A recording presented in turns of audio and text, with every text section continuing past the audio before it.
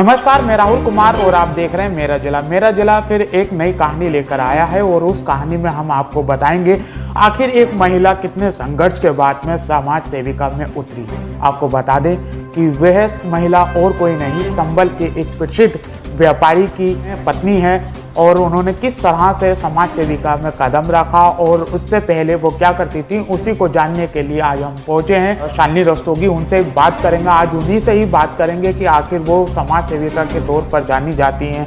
अभी फिलहाल में उन्होंने ऐसे बहुत से कार्यक्रम किए, गरीब लड़कियों की शादी में सहयोग किया, ऐसे बहुत से कार्य हैं जो आज उनसे हम एक नई कहानी के तौर पर जानने की कोशिश करेंगे। तो चलते हैं, उनसे बात करते हैं, जानने की कोशिश करते हैं कि आखिर उनके जो कार्य उन्होंने किए हैं, आज की एक नई कहानी में उनसे बात करेंगे।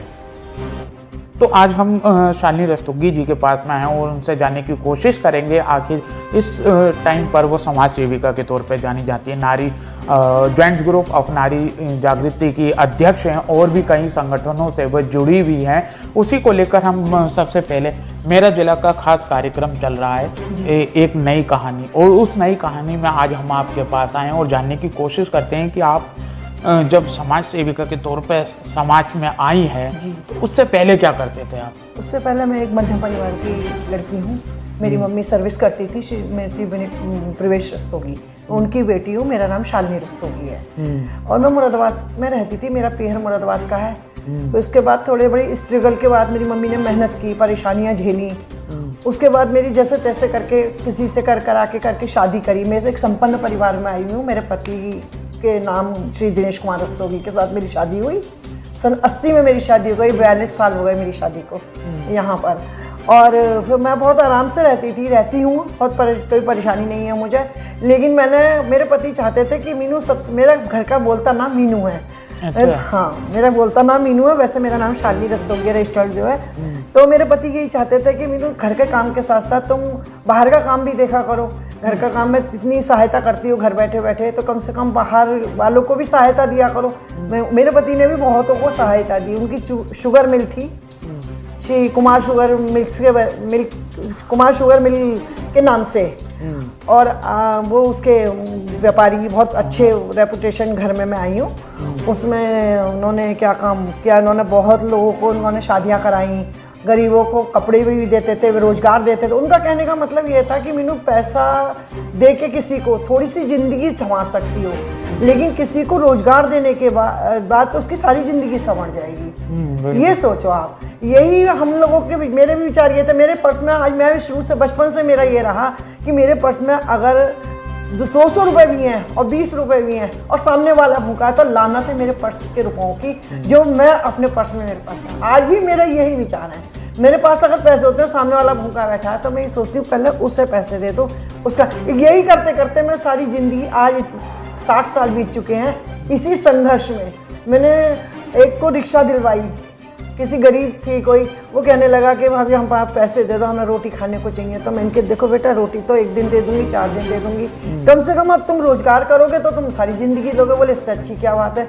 तो काफ़ी अच्छा धन दे के उसको रिक्शा दिलवाई।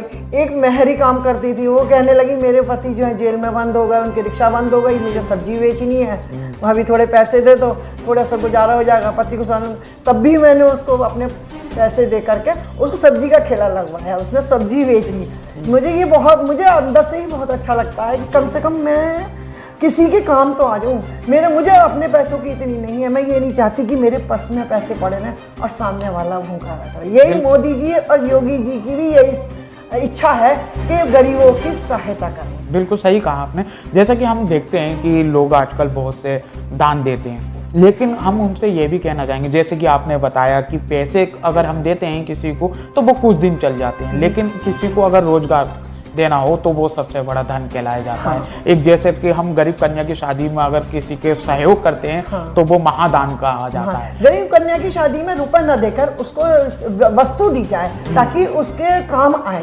रुपए तो खर्च होते हैं, न रुपए पता लगते। उसको 4 चीजें दोगे तो उसके घर में भी लगेगा कि हमारे में लिहाफ गद्दे दिए, फ्रिज दिया, टीवी दिए, बर्तन दिए, वगैरह वगैरह बहुत सामान होता है घरेलू। तो हम लोग यही सोचते हैं, मैं देती हूँ, ऐसे ही करती हूँ। मुझे पैसे देना पसंद नहीं है, मुझे रोजगार देना या सामान देना ही पसंद है। मीनू जी, जैसे कि आपने अभी बताया कि आपके पति ने आपके साथ दिया काफ़ी, और उनको भी सब लोगों की हेल्प करने में बहुत अच्छा लगता है। मेरे 2 बेटियां हैं, 2 बेटे हैं। 2 बेटियों की शादी मेरी दिल्ली हुई है, दोनों संपन्न परिवार में हैं, और 2 बेटे मेरे।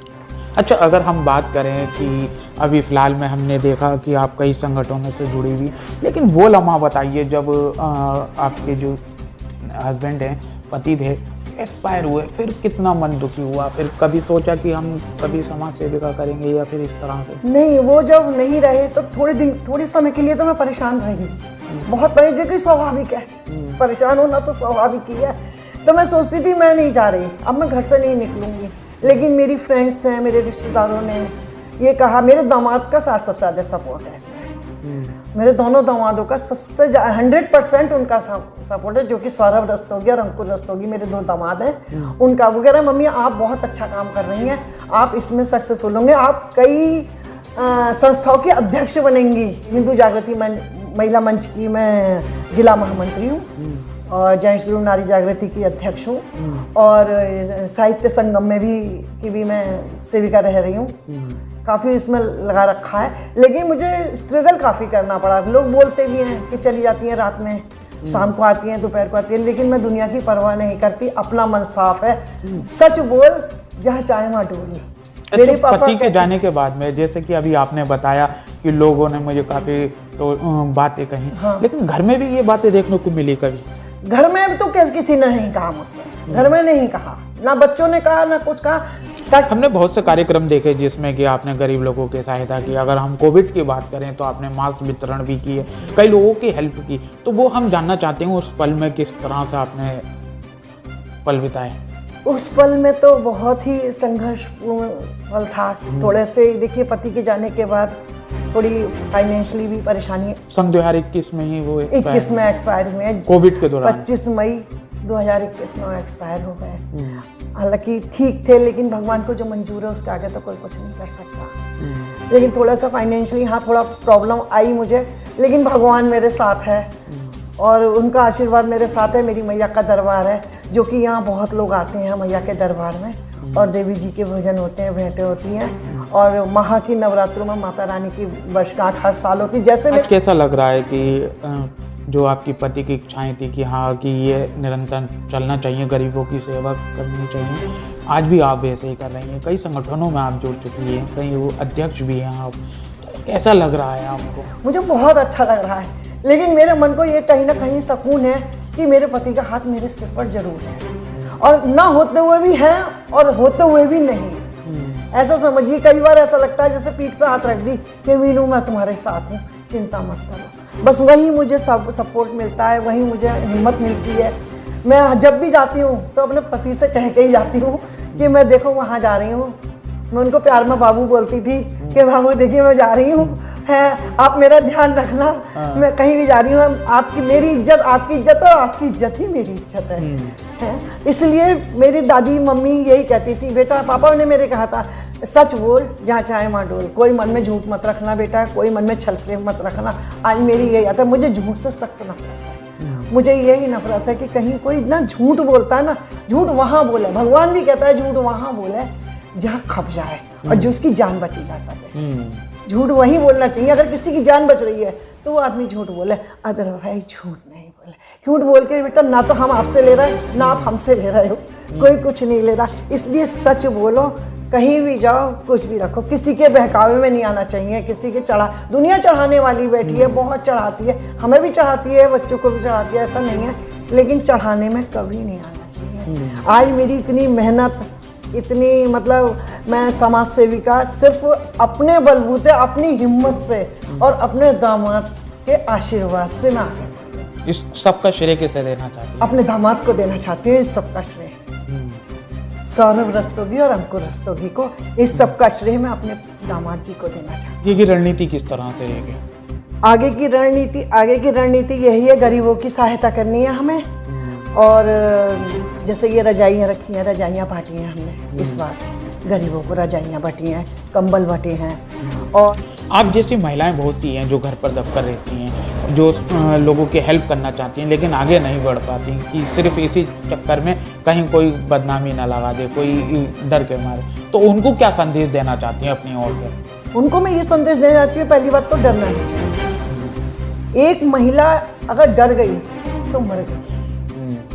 कभी डरना नहीं चाहिए। डर किस बात का? अगर हमारा मन सही है तो हम कहीं भी जाके उसके 10 आदमियों के बीच में, 100 आदमियों के बीच में खड़े होकर अपनी बात अपने हक से कह सकते हैं। हमें अपनी बात को रखने का पूरा अधिकार है।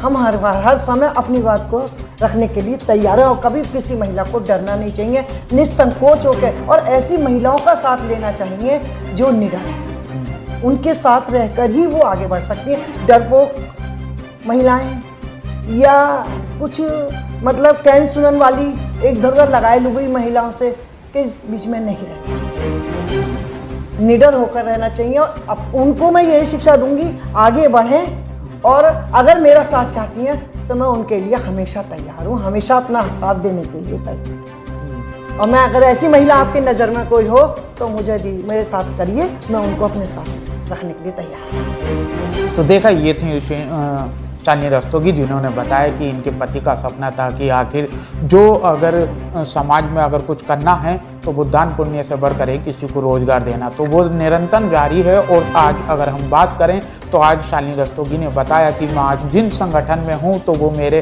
परिवार और मेरे दामादों के साथ जो दुआएं हैं उसके कारण मैं आज सक्सेस हुई हूँ। और निरंतर मेरा जो समाज का काम है और समाज की हेल्प करनी है तो वह मैं निरंतर जारी रखूँगी। से मेरा जिला के लिए राहुल कुमार।